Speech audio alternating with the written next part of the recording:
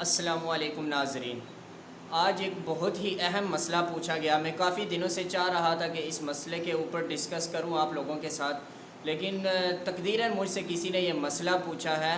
کہ نماز میں برے خیالات آنے سے کیا نماز فاسد ہو جاتی ہے، نماز ٹوٹ جاتی ہے، یا نماز میں کوئی خلل آتا ہے کہ نہیں۔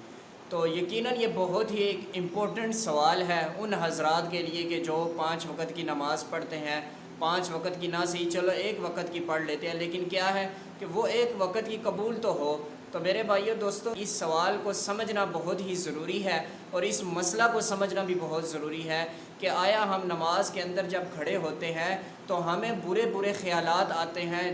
دینی خیالات بھی کئی مرتبہ آ جاتے ہیں، اور دنیاوی خیالات بھی ہمیں آتے ہیں، تو اس سے ہماری نماز پر کیا فرق پڑتا ہے۔ تو میرے بھائیو دوستو، سب سے پہلے یہ جان لیں کہ آپ نے وہ حدیث بھی سنی ہوگی کہ نبی کریم صلی اللہ علیہ وسلم کا ارشاد ہے کہ کسی شخص کو نماز کا 100% حصہ ملتا ہے، کسی کو 5%، کسی کو 10%، یا کسی کو کم درجہ، کسی کو نماز پڑھنے کا پورا ثواب ملتا ہے۔ تو اس حدیث کے ذریعے سے ہمیں یہ معلوم ہوتا ہے کہ اگر ہم نماز کی طرف پوری توجہ کے ساتھ نماز ادا کرتے ہیں، ہماری توجہ نماز کی طرف ہوتی ہے، یا اللہ کی طرف ہوتی ہے، یا دین کی طرف ہوتی ہے، تو ہماری اسی نماز کا ثواب جو ہے وہ ہمیں 100% ملتا ہے۔ لیکن اگر ہمارے خیالات آگے پیچھے بھٹک جاتے ہیں تو ہمیں اس ثواب میں ہمارے لیے کمی آ جاتی ہے، کم ثواب ملتا ہے۔ اور اسی طرح جب انسان ایک مرتبہ کسی طرف سوچتا ہے یا کوئی خیال آ جاتا ہے تو ایک فرشتہ آواز دینے والا آواز دیتا ہے کہ کیا تجھے اللہ کی بارگاہ سے بھی زیادہ اچھی کوئی بارگاہ مل گئی ہے، تو ادھر متوجہ ہو، تو وہ انسان اس طرف متوجہ ہوتا ہے۔ پھر دوسری مرتبہ پھر اگر وہ برے خیالات سوچتا ہے یا کوئی اور خیال سوچتا ہے تو فرشتہ پھر اسے ندا دیتا ہے۔ تیسری مرتبہ پھر اگر وہ کوئی خیال سوچتا ہے تو تیسری مرتبہ پھر فرشتہ ندا دیتا ہے، اس کے بعد بھی فرشتہ ندا نہیں دیتا۔ تو میرے بھائیو دوستو، ہم اللہ کے سامنے کھڑے ہیں، ہمیں چاہیے کہ ہم اللہ کو حاضر ناظر جان کر یہ سوچ کر نماز کو ادا کریں کہ ہم اللہ تعالیٰ کو دیکھ رہے ہیں۔ اتنا مضبوط ایمان ہونا چاہیے ہمارا کہ ہم یہ اپنے دل و دماغ میں یہ سوچ سکیں، یہ خیال لا سکیں کہ ہم اللہ کو دیکھ رہے ہیں۔ لیکن اگر ہمارے ایمان اتنا کمزور ہے تو ہم یہ سوچ سکتے ہیں کہ اللہ تعالیٰ ہمیں دیکھ رہا ہے۔ جب ہمارے دل و دماغ میں یہ بات ہوگی کہ اللہ ہمیں دیکھ رہا ہے تو ہماری توجہ کسی اور کی طرف نہیں جائے گی۔ اور پھر اگر یہ بھی نہیں سوچ سکتے تو پھر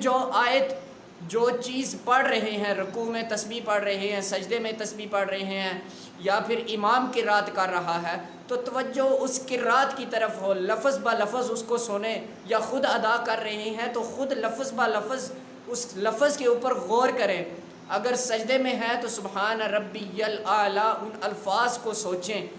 اس سے کیا ہے کہ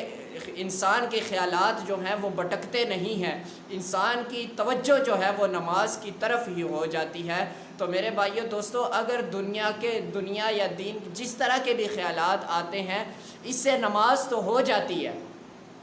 لیکن نماز میں فرق آتا ہے، ثواب میں کمی آ جاتی ہے۔ فرض تو آپ کے اوپر سے ادا ہو جائے گا، جو آپ نے اگر فرض نہیں چھوڑا نماز ادا کرتے ہوئے تو فرض تو آپ کے اوپر سے ادا ہو جائے گا، اتر جائے گا، وہ آپ کو قضا نہیں کرنی نماز، لیکن ثواب میں کمی آ جائے گی۔ اس لیے میرے بھائیو دوستو، وہ حدیث بھی آپ نے سنی ہوگی کہ اگر کوئی نماز کو خشوع خضوع کے ساتھ پڑھے تو نماز نہایت ہی خوبصورت کپڑے میں لپیٹ کر اللہ کی بارگاہ کی طرف جاتی ہے، آسمان کی طرف جاتی ہے، اور یہ دعا دیتی ہوئی جاتی ہے کہ اللہ تجھے بھی اس طرح آباد کرے جس طرح تو نے مجھے آباد کیا۔ اور اگر ہم برے خیالات سوچ کر خشوع خضوع سے منقطع ہو کر نماز کو ادا کریں گے تو وہی نماز کالے کپڑے، پرانے کپڑے میں لپیٹ کر نمازی کے منہ پر مار دی جاتی ہے، اور پھر وہ بد دعا دیتی ہوئی جاتی ہے کہ اللہ تجھے بھی اس طرح برباد کرے جس طرح تو نے مجھے برباد کیا ہے۔ تو میرے بھائیو دوستو، اپنی نمازوں کی طرف غور و فکر لازمی کریں کہ یہ ایک ایسی عبادت ہے کہ اگر ہم سے رہ گئی تو قیامت کے دن ہم سے پوچھا جائے گا، اور اگر صحیح نہ ادا ہو سکی تو تب بھی پوچھا جائے گا۔ تو ہر نماز کے بعد استغفار بھی لازمی کریں اور اللہ سے دعا مانگے کہ یا اللہ میں جس طرح نماز پڑھنے کا حق تھا ویسا تو ادا نہیں کر سکا، یا اللہ تو مجھے معاف فرما دے۔